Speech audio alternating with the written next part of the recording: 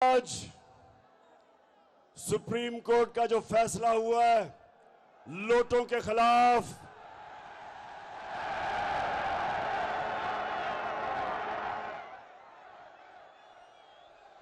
हम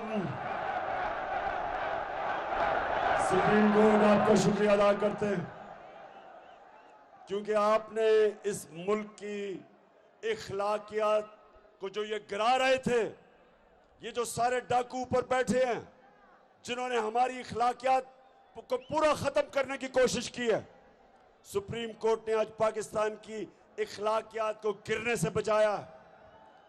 जो लोग अपनी वोट बेचते हैं, अपने हलकों से, अपने लोगों से गद्दारी करते हैं, आइन से, जमहूरियत से गद्दारी करते हैं, शुक्र है कि आज सुप्रीम कोर्ट ने उनकी वोट को रद्द कर दिया।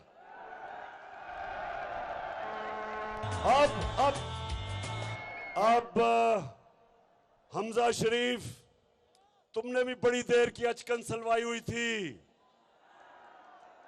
आप जरा उस अचकन को आराम से जो आपने पहनी है उस अचकन को भी रखो। और अब मुझे पूरा पता है कि इंशाल्लाह पंजाब में मुर्गी की कीमतें भी नीचे आ जाएंगी।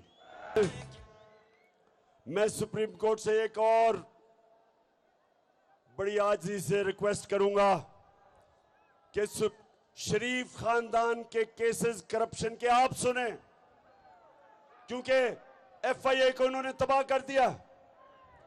एक officer doctor Rizwan heart attack से मरा, इसमें भी तफ्तीश होनी चाहिए। और दूसरा जो इन्वेस्टिगेटिंग एफआईए का ऑफिसर है उसको भी हार्ट अटैक हो गया, जो शरीफ खानदान के केस सुन रहा था, शहबाज शरीफ के, उसको भी इन्वेस्टिगेट करें। केसेस अपने पास, सुप्रीम कोर्ट आप अपने पास केसेस बनवाएं, क्योंकि ये डे लाइट रॉबरी है, ये दिन दिहाड़ा डाका पड़ रहा है। 40 अरब रुपए के इनके ऊपर केसेस हैं। कैसे हो सकता है कि वो लोग मुल्क की क़यादत संभाल के और केसेस खत्म करें? पहली दफा ये जब पावर में आए 88 से लेकर दोनों पार्टीज 99 तक इन्होंने करप्शन की।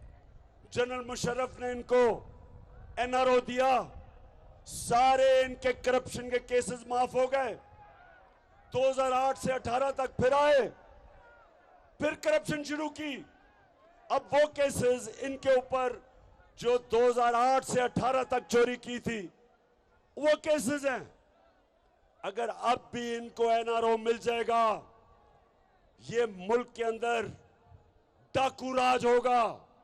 कोई नहीं डरेगा डाके मारते हुए, करप्शन करते हुए।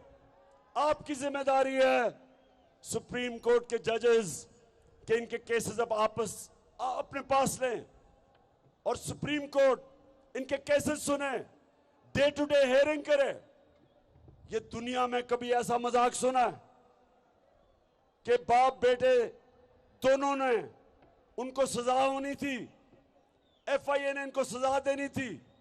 पहले तो केसेस खींचते गए, ये कोई 1 साल पहले इनको सजा हो जानी चाहिए थी, लेकिन हमारा इंसाफ का निजाम नहीं दे सका।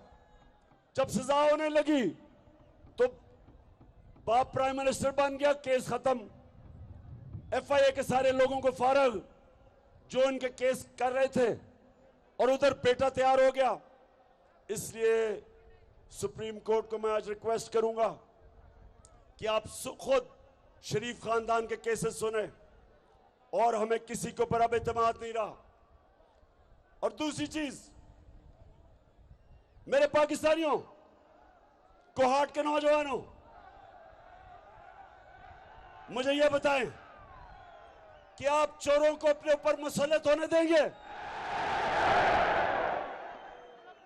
हम बिल्कुल इन चोरों को इस मुल्क के ऊपर मुसल्लत नहीं होने देंगे। हम सिर्फ एक चीज चाहते हैं, इलेक्शन करवाओ, पाकिस्तान के लोगों को फैसला करने दो कि कौन इस मुल्क की क़यादत करेगा। हम कोई अमेरिका से इंपोर्टेड हुकूमत को नहीं मानते। इसलिए मैं आज आपके पास आया इसलिए आया हूं आप सबको तैयार करने के लिए कि इस्लामाबाद आप सबने पहुंचना है। 20 तारीख के बाद मैं आपको डेट दूंगा, इसी महीने की। दिन इसी महीने होगा। कौन सा दिन होगा वो आपका कप्तान बड़ा सोच समझ के प्लान कर रहा है। अच्छा, कोहाट के नौजवानों और जो भी ये पाकिस्तान में ये देख रहे हैं, मैं चाहता हूं सारे पाकिस्तान के नौजवान आज मेरे से एक चीज वादा करें कि आप कभी वोट नहीं देंगे किसी उस पार्टी को जिन पार्टीज के लीडरों का पैसा और जायदाद मुल्क से बाहर पड़ी हो। वादा करें मेरे से, क्योंकि नौजवानों, जब मैं प्राइम मिनिस्टर था तो जब भी बाहर से दूसरा मुल्क से कोई वजीर मुझे मिलने आता था या प्राइम मिनिस्टर, तो सबसे पहले मुझे बताया जाता था कि ये किधर पढ़ा है, कितनी पढ़ाई की, इसका तजर्बा क्या है, ये ईमानदार है या नहीं है, इसकी रेपुटेशन क्या है। एक एक चीज उसकी पहले मुझे बताई जाती थी मेरे मिलने से पहले। तो जब आसिफ जरदारी बाहर जाता था तो वो सारे कहते थे कि देख के इसे हाथ मिलाना आपकी उंगलियां चोरी कर लेगा। नवाज शरीफ और आसिफ जरदारी बाहर जाते थे, उनके सारे मगरिब के लीडर्स को पता होता था कि इनके पैसे किधर पड़े हैं, इन्होंने कितनी करप्शन की, सब पता होता था उनको। तो कभी ये उनके सामने आंखों में आंखें डालकर बात नहीं कर सकते, ये कभी एब्सोल्युटली नॉट नहीं कह सकते। वो जब हुक्म करेंगे कि जनाब हमें अफगानिस्तान के लिए पाकिस्तान में बेसिस चाहिए, ड्रोन अटैक करने के लिए बेसिस चाहिए, ये इनमें कभी जुर्रत नहीं होगी ना करने की, क्योंकि ये पैसे के गुलाम है, पैसा बाहर पड़ा है। तो इसलिए एक तो आपने ये मेरे से वादा करना है कि आपने कभी जिस पार्टी के भी सरबराह के पैसे बाहर पड़े हों, आपने उस पार्टी को वोट नहीं देना। दूसरा, नौजवानों ज़हन में अपने डाल लें कि कभी आपने गुलामी कबूल नहीं करनी। हम आजाद लोग हैं, हम ला इलाहा इल्लल्लाह अल्लाह से वादा करने वाले लोग हैं। हम अगर किसी के सामने झुकते हैं, हम छोटे से इंसान रह जाते हैं। इंसान वो तकड़ा होता है जो अपने पैर पे खड़ा होता है। जो इंसान वसाखियां लेके फिरता है उसकी टांगें कमजोर हो जाती है।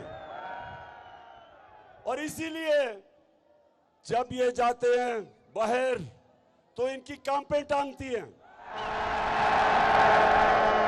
क्योंकि कमजोर लोग हैं।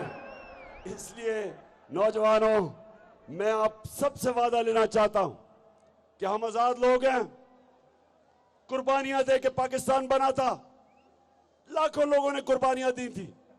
हमारा लीडर कायदे आजम गुलाम हिंदुस्तान में एक आजाद इंसान था।